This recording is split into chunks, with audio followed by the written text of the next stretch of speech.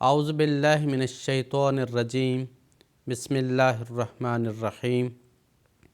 ناظرین کرام، آج کے درس رمضان کا موضوع ہے کان خلقہ القرآن، یعنی حضرت صلی اللہ علیہ وسلم کے اخلاق عین قرآن کے مطابق تھے۔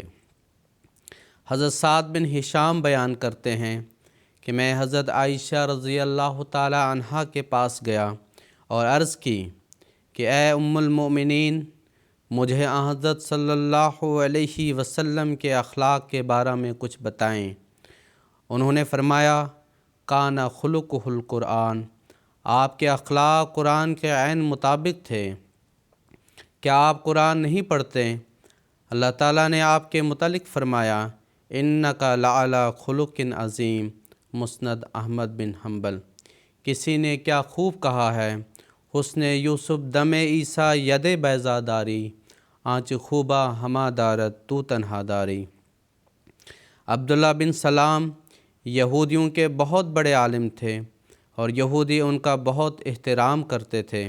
انہوں نے جب پہلی بار سیدنا محمد عربی صلی اللہ علیہ وسلم کو دیکھا تو بے اختیار پکار اٹھے، خدا کی قسم یہ چہرہ جھوٹے کا نہیں ہو سکتا۔ چنانچہ آپ رسول اللہ صلی اللہ علیہ وسلم کا چہرہ دیکھ کر مسلمان ہو گئے، اور انہی سے رسول اللہ صلی اللہ علیہ وسلم کی یہ حدیث بھی مروی ہے جس میں رسول خدا صلی اللہ علیہ وسلم نے فرمایا اے لوگو، سلام کو رواج دو، ضرورت مند کو کھانا کھلاؤ اور صلہ رحمی کرو، اور اس وقت نماز پڑھو جب لوگ سوئے ہوئے ہوں۔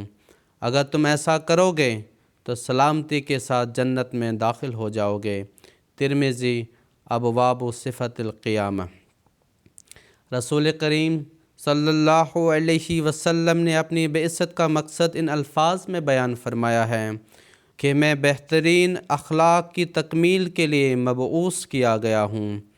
بلا شک و شبہ حضرت صلی اللہ علیہ وسلم نے مکارم اخلاق کے بہترین نمونے قائم کیے اور ہر خلق کو اس کے معراج تک پہنچایا۔ یہی وجہ تھی کہ خدائے رب عز و جل نے بھی قرآن کریم میں آپ کے اخلاق کی اس رنگ میں گواہی دی وَإِنَّكَ لَعَلَىٰ خُلُقٍ عَظِيمٍ۔ اے نبی صلی اللہ علیہ وسلم، یقیناً آپ عظیم الشان اخلاق فاضلہ پر قائم ہیں۔ حضرت اقدس مسیح موعود علیہ السلام فرماتے ہیں اخلاق کی حالت ایک ایسی کرامت ہے جس پر کوئی انگلی نہیں رکھ سکتا، اور یہی وجہ ہے کہ ہمارے رسول اللہ صلی اللہ علیہ وسلم کو سب سے بڑا اور قوی اعزاز اخلاق ہی کا دیا گیا۔ جیسے فرمایا انک لعلی خلق عظیم، یوں تو حضرت صلی اللہ علیہ وسلم کے ہر ایک قسم کے خوارق قوت ثبوت میں جملہ انبیاء علیہم السلام کے معجزات سے بجائے خود بڑھے ہوئے ہیں، مگر آپ کے اخلاق اعجاز کا نمبر ان سب سے اول ہے جس کی نظیر دنیا کی تاریخ نہیں بتلا سکتی اور نہ پیش کر سکے گی۔ ملفوظات جلد نمبر 1۔ ہمارے نبی کریم صلی اللہ علیہ وسلم نے اللہ تعالیٰ کے حقوق بھی بدرجہ اتم ادا کیے، اور حقوق اللہ کی ادائیگی میں بھی آپ لاسانی ٹھہرے۔ آپ صلی اللہ علیہ وسلم فاسجدوا للہ وعبدوا، کہ اللہ کے حضور سجدہ ریز ہو جاؤ اور عبادت کرو کی عملی تصویر تھے۔ عین عالم جوانی میں آپ صلی اللہ علیہ وسلم دنیا کی دلچسپیوں سے بیزار غار حرا کی تنہائیوں میں جا کر محبوب حقیقی کو یاد کرتے تھے جس میں آپ کی زندگی کا سارا لطف تھا۔ دن ہو یا رات، خلوت ہو یا جلوت، عالم خواب ہو یا بیداری، کبھی بھی آپ صلی اللہ علیہ وسلم اپنے رب کی یاد نہیں بھولے۔ رسول اللہ صلی اللہ علیہ وسلم کی یاد الہی کی اصل معراج آپ کی نماز تھی، جس میں آپ کی آنکھوں اور دل کی ٹھنڈک تھی۔ نبی کریم صلی اللہ علیہ وسلم کا دل ہر وقت نماز میں ہی اٹکا ہوتا تھا۔ حضرت عوف بن مالک اشجعی رضی اللہ تعالی عنہ کہتے ہیں، ایک رات مجھے نبی کریم صلی اللہ علیہ وسلم کے ساتھ عبادت کرنے کی توفیق ملی۔ آپ صلی اللہ علیہ وسلم نے پہلے سورۃ البقرہ پڑھی۔ آپ صلی اللہ علیہ وسلم کسی رحمت کی آیت سے نہیں گزرتے تھے مگر وہاں رک کر دعا کرتے، اور کسی عذاب کی آیت سے نہیں گزرتے مگر رک کر پناہ مانگتے۔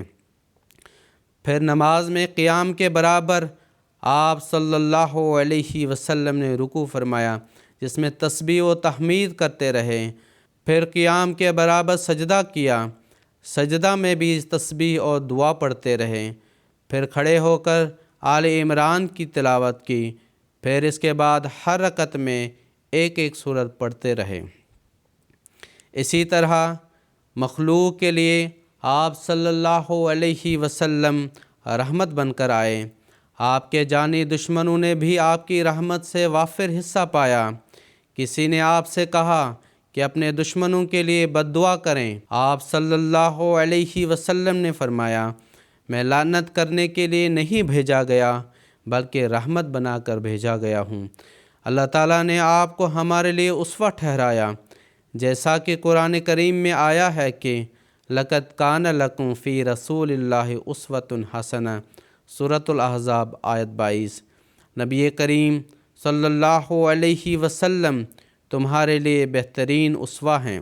حضرت خلیفۃ المسیح الخامس ایدہ اللہ تعالیٰ بنصرہ العزیز جماعت کو آپ صلی اللہ علیہ وسلم کے اسوہ پر چلنے کی طرف توجہ دلاتے ہوئے فرماتے ہیں، اللہ تعالیٰ ہمیں اسوہ رسول پر چلتے ہوئے اپنے اخلاق کو ہر لحاظ سے اور ہر موقع پر اور ہر جگہ اور ہر صورت میں بہتر سے بہتر کرنے کی توفیق عطا فرمائے۔ ہمارے اخلاق کے معیار اللہ تعالیٰ کی رضا کے حصول کے لیے ہوں، نہ کہ دنیا دکھاوے کے لیے۔ مخلوق کی سچی ہمدردی ہمارے دلوں میں پیدا ہو، تقویٰ کے معیار بلند کرنے والے ہم ہوں۔